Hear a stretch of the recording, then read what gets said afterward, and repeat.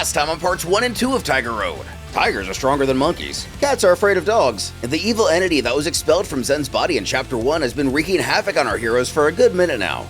But with the help of Toru, Zen, and a Vegeta newly endowed with Ultra Instinct, will this be enough to make the difference? This is part 3 of an ongoing series, so if you haven't yet, check out the first 2 videos in the playlist below.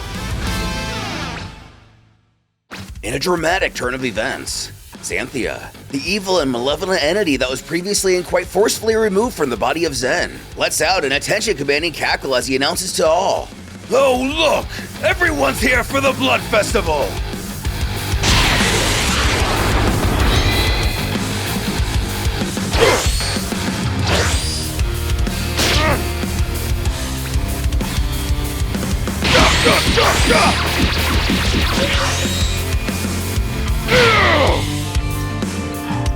Perhaps experiencing kind of the opposite of what's known as the Dunning-Kruger effect. Look it up, by the way, it could all really help us grow as people. Vegeta finds himself wondering with curiosity and skepticism why Zanthia is only resorting to launching relatively weak attacks. Of course, the natural state of Ultra Instinct is designed specifically for this type of offense. Even Goku gives this particular fight a bit of careful consideration, not immediately jumping to the conclusion that Xanthia's size and bulk are the sole reasons for his lack of sophistication in combat. This situation mirrors the strategy employed by Trunks during his battle against Cell. Although his strength was immense, the extra bulk made him far too slow to ever land a significant blow. This video has been sponsored by World of Tanks. World of Tanks is a free-to-play game for what else but the PC. Whether you're new or an old man like me, you can blast in and experience the same competitive excitement as 100 million other players while interacting with a global community of gamers who share your passion. Choose from destroyers, artillery, light, medium, and heavy tanks depending on your own personal preference. Go in guns a-blazing, ambush your enemies sneaky style, or hang back and take them out from so far away they can't even see you. Since World of Tanks contains over 800 tanks, there's always a new way to play with over 40 different battle arenas featuring various terrain. Speaking of features, World of Tanks also prides itself on its historical accuracy, meaning authentic models and vehicle characteristics that make you feel like a real tank commander taking part in a furious armored offensive. Earn experience, modify and upgrade your tanks. Create a steel beast ready for any challenge. Download World of Tanks using the link in the description or the pinned comment. If you're new, use the code COMBAT to get 7 days of premium access, 250,000 credits, the Premium Tank Cromwell B, and 3 rental tanks for 10 battles each, the Tiger 131, T-78, and Type 64.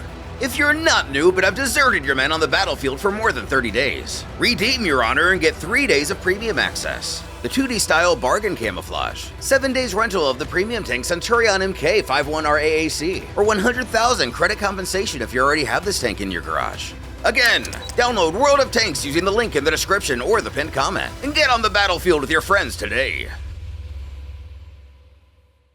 On the other side of the battlefield, since Ultra Instinct is, after all, kind of his specialty, Whis finds this to be a beautifully orchestrated and elegant way to fight. Possibly for reasons that are similar or somewhat parallel, Crucia too shares a sentiment. Although it hasn't been elaborated on what exactly she is. While an attendant to the Grand God of Destruction, she's also called at one point a devil. Just as Goku takes note of something, Vegeta loses his patience and braces himself to enter the fight too, shouting, "This is a waste of time!" However, his rival's able to stop him, pleading, "Hold on, Vegeta, let's wait just a little longer." Interfering isn't going to change anything. Asking what he's talking about. Goku continues. In his current state, Zanthia can't easily be defeated. That's why this guy's only using defensive techniques in order to wear him down and exhaust his energy. That's the time to strike. That's what he's waiting for. A little taken aback and slightly shocked by this revelation, Vegeta questions if Goku is seriously suggesting that all of this, every move, every moment, has been part of a carefully calculated and strategic plan. And probably.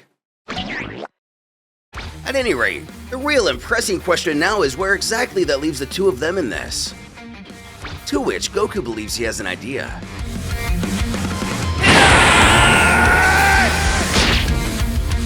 Powering up to Super Saiyan 3, Vegeta's curious what the meaning of this is. Who's happy to give an explanation? Ultra Instinct is good for defense, but it doesn't exactly pack a punch. Super Saiyan 3 is the only chance we've got to take him out in one blow.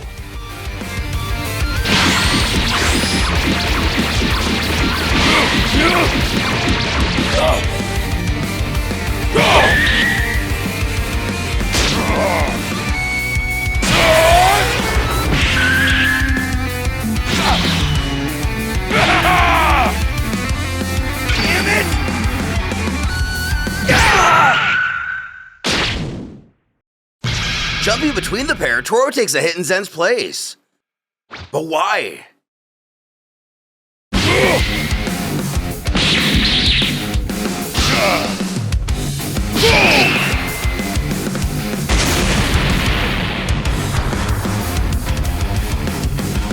Upon witnessing Zen endure another punishing blow, Toru, with a surge of concern and urgency, unexpectedly calls out not for Zen, but for his brother Rumino.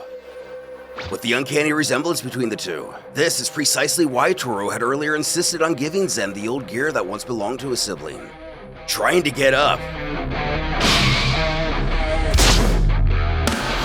Toru gets between them yet again.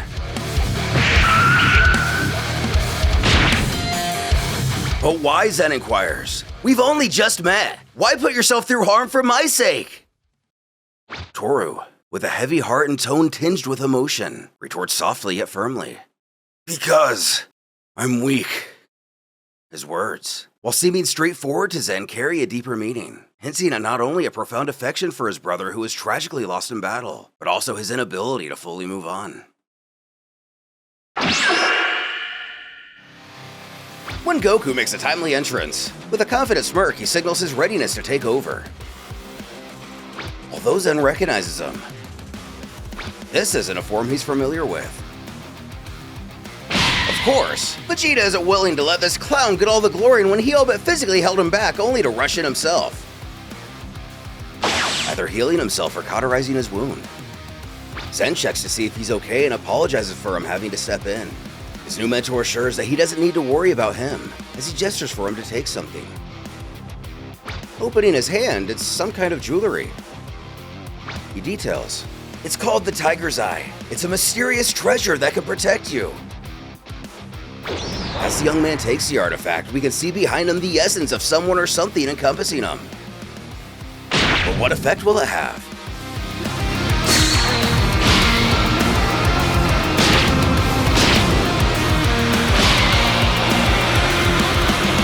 While it's hard to be sure, it would appear that his Ultra Instinct abilities have increased. Again, this story takes place just after the Tournament of Power, so nothing that happened in the Moro or Granola arcs are canon here. Right now, all we know of Ultra Instinct are the stages Goku displayed in Omen, also known as Sign, and mastered Ultra Instinct. There could still be some new forms we've yet to see in this iteration of the Dragon World.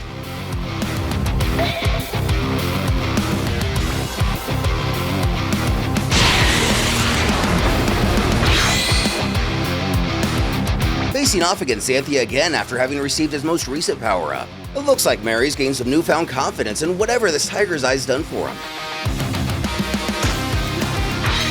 Doing a bit of a no-no for Ultra Instinct, Goku places his hand on Zen's shoulder, uttering, "The secret to Ultra Instinct. How'd you do that?" Naturally, it takes a bit of restraint for the warrior student not to react as he urges Goku to please not touch him. Returning our focus to the sinister Xanthia, he comments, "You did not have this power before when we were one."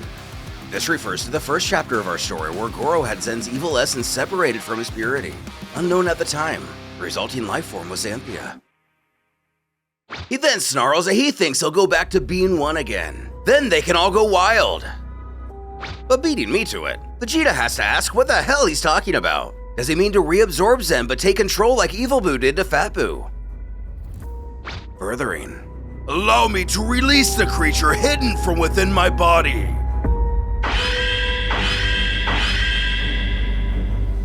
And innuendo aside, the Fiend chortles that this being's ability is no longer necessary, as a literal arm reaches out of his abdomen. A whole woman pops out.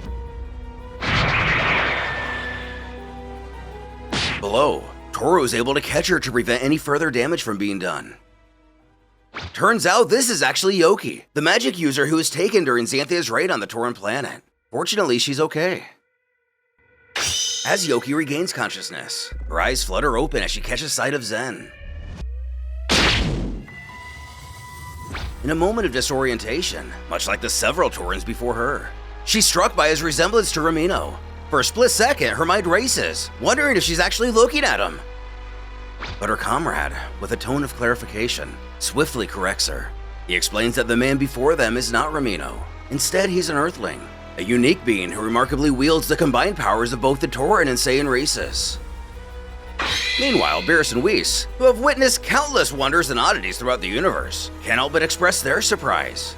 For whatever reason, they look like they've never seen a full-grown woman pop out of the belly of a warrior born from evil human Saiyan Tauran essence before. Then overhearing Toru, Vegeta questions if he's trying to say that this man is a Saiyan and a human, which would mean the prince is just now figuring out there's not only been such a powerful fighter in plain sight for who knows how many years, but to the best of his knowledge, he's a hybrid like Gohan or Trunks. Saying more than I can, Goku mutters aloud that he thinks he's starting to understand more or less. Then really hinting at the evil Boo Fat Boo comparison from before. Zanthia growls, I will make you one again. We have to remember what Toru told our protagonist about his earrings, or ornaments that once belonged to his brother. He said, these are Nori, ear ornaments for warding off wickedness. It's especially necessary for you. Initially, it was thought that these could refer to Sadus, the first foe Zen faced in the story. But now it's all too clear that these were meant specifically for this moment, as Zanthia is his own evil personified. Almost like he's repelled from even touching Zen. The fiend hisses to know what he just did.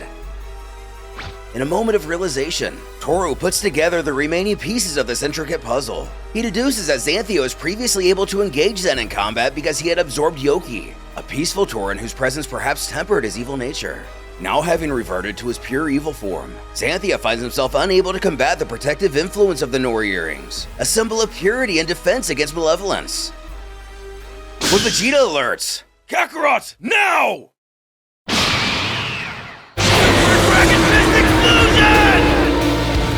when Toru reactively shouts, No! This is bad! Goku, wait!